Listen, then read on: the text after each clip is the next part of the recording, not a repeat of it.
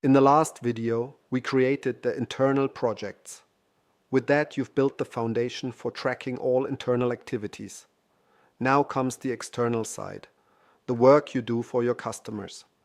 In this video, you'll learn when you need external ongoing projects and how to create them. External ongoing projects are for customer relationships characterized by ongoing requests. A few typical examples. You have a support contract with a customer. The customer regularly sends smaller requests that you then process. Or you work with a framework contract at a fixed hourly rate. The customer submits topics informally that you handle on call. These are tasks that don't need big meetings, detailed quotes, or fixed deadlines. Typically, topics that can be done in 1 to 2 hours, or at most 1 day. This type of project is fundamentally different from large single projects. Those have a clear beginning, a detailed quote, a deadline, and a final invoice. Such projects are very complex, so we'll cover them thoroughly in a later video. With ongoing projects, it's mainly about one thing: billing by working time. The work that happens here is documented using time tracking and then billed based on the tracked hours. A quick note: for customers who regularly pay a fixed budget, there's also a powerful retainer model. We'll look at that in a later video. I'm opening an organization now. For example, ACME Inc., one of our customers. I click on the Projects tab. Here I see all projects linked to this organization. Now I click Add Project.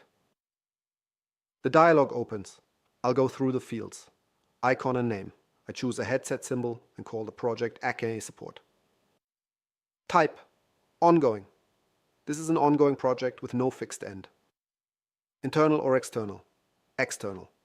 It's work for a customer. Category: I choose support. That describes the type of work.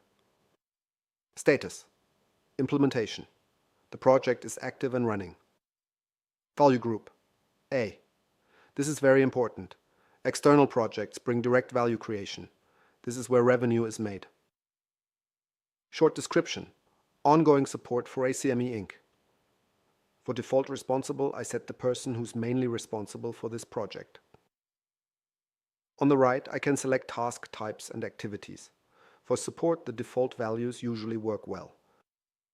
For members, I add the relevant employees or teams. I save.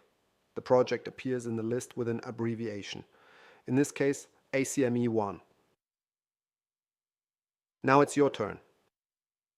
Go through your customers. Which customers do you work for regularly? Who has a support contract? Who keeps sending smaller requests? For each of these customers, you now create an external ongoing project. It's quick. Open Organization, Projects tab, Add Project, fill in fields, save. When you've done that, you've created the basic structure for working with your customers. You've now created external ongoing projects for your customers. You know when you need them and how they differ from single projects. In the next video, we'll look at the ticket system.